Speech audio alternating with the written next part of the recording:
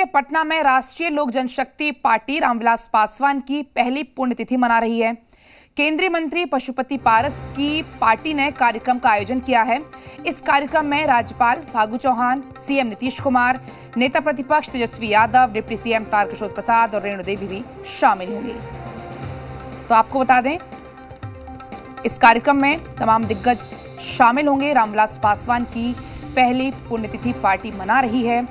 तो पटना में राष्ट्रीय लोक जनशक्ति पार्टी रामविलास पासवान की पहली पुण्यतिथि मना रही है।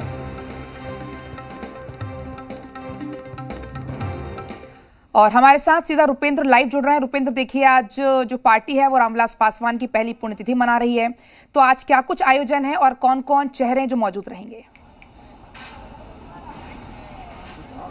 देखिए, पहली बात कि रामविलास पासवान जी की जो है आज पहली पुण्यतिथि मनाई जा रही है। और देखिए, रामविलास पासवान जी के जो है, अभी हम पहले चलते हैं, केंद्रीय मंत्री पशुपति पारस जी भी हमारे साथ हैं और उनसे बात करते हैं कि रामविलास जी की आज पहली पुण्यतिथि जो है वो मनाई जा रही है। और पशुपति पारस जी, कौन कौन से लोग आने? बिहार के जितने भी तमाम लोग हैं, चाहे किसी भी दल के लोग हों, किसी भी जात के हों, किसी भी धर्म के लोग हों, सभी लोगों को मैंने निमंत्रण दिया है। और देश में भी माननीय प्रधानमंत्री जी को से लेके प्रधानमंत्री जी से लेकर राष्ट्रपति महोदय को, महामहिम उपराष्ट्रपति महोदय को, सभी लोगों को मैंने निमंत्रण दिया है।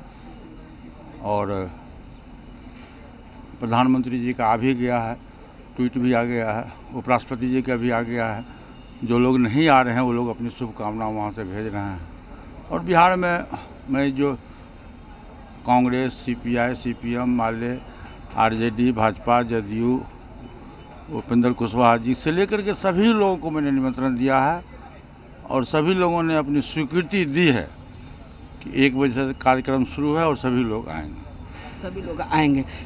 पहली पुण्यतिथि है रामविलास पासवान जी की। और एक चीज़ हम कहेंगे कि रामविलास पासवान जी कहीं ना कहीं आपको जो है वो काफ़ी जो है मानते थे। सारी तैयारियां कर ली गई हैं। उनकी जो कुछ यादें जो हों आपके साथ, तो कई यादें, तो आप लोग भाई हैं, लेकिन कोई ऐसी यादें जो अभी भी जो है मन में कहीं कुचोड़ता हो? कि बहुत सी यादें हैं, बचपन से लेके और आज तक लगभग 75 वर्ष का ज़िंदगी उन्होंने सफ़र किया, 75-76 वर्ष। और हम दोनों भाई 4-5 वर्ष के आगे पीछे थे। और मैं उनका प्रथम सलाहकार था।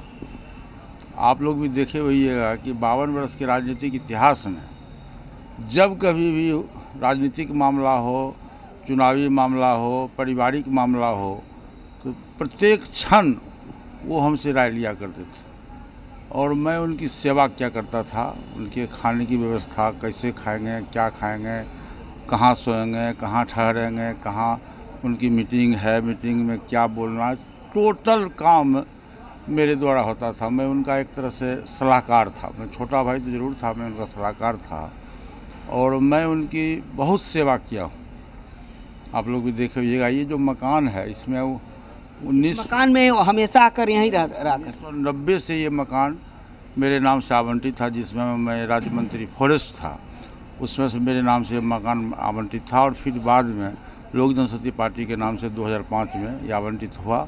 और पासवान जी एयरपोर्ट, आप देख रहे हैं, एयरपोर्ट बगल में है। पासवान जी जब भी दिल्ली से आते थे, इसी पोर्टिको में उनकी गाड़ी रुकती थी और वहाँ पर चेयर लगा रहता था, वहीं बैठते थे वो, और यहीं सोते थे, खाते थे, रहते थे। व्यायाम भी यहीं करते थे। पीछे में टहलने का जगह है, टहलते भी थे।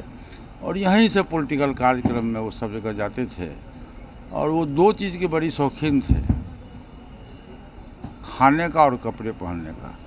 मुझको याद है कि आज से 60 वर्ष पूर्व भी जब कॉलेज में थे, कोसी कॉलेज खड़िया में पढ़ते थे, तो वो एक ही कलर का सूट पहनते थे। उसी कलर का सूट, उसी कलर का टाई, उसी कलर का जूता, उसी कलर का मोजा, उसी कलर का क्लब, उसी कलर का चश्मा। वो कपड़े के बहुत शौकीन थे और खाने का भी शौकीन थे। और जब छुट्टी का दिन आता था, किसी दिन संडे को, तो किचन में अपने से चले जाते थे शायद आप लोगों को भी खिलाए होंगे कभी कभी, यहाँ भी कभी कभी जाते थे तो किचन में मीट का स्टू बहुत अच्छा बनाते थे।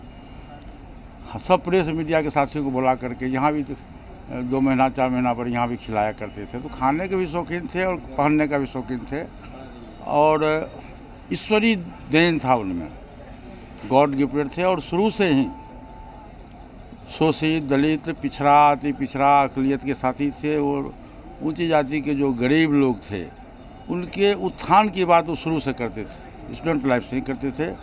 और स्टूडेंट लाइफ से ही राजनीतिक जीवन में वो हिस्सा लिए, और जिसका ये हुआ कि 69 में पहली बार, आज से 52 वर्ष पूर्व, वो बिहार विधानसभा के सदस्य चुने गए। और वहीं से उन्होंने लड़ाई लड़ी, अमीर और गरीब की लड़ाई लड़ी।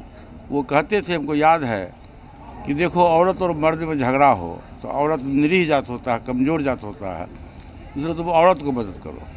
अमीर और गरीब में लड़ाई हो तो गरीब की मदद करो, और हिंदू और मुसलमान में लड़ाई हो तो मुसलमान को मदद करो। ये उनकी थ्योरी थी, उनका सोच था।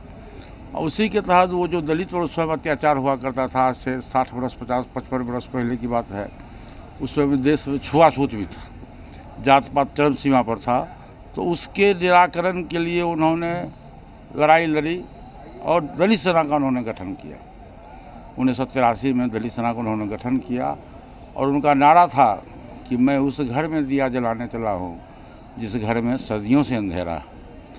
तो ये उनकी सोच थी, और वो अधूरा सपना रह गया उनका समय से पूर्व। अभी उनको जाना नहीं था, ईश्वर को कृपा नहीं हुआ, ईश्वर की मर्जी के सामने में किसी का कुछ चलता नहीं है। अभी पासवान जी को कम से कम 20 वर्ष और इस जिंदा रहना चाहिए था, जिससे कि जो दबले कुचले समाज के जो लोग हैं उसके उत्थान की बात वो करते हैं।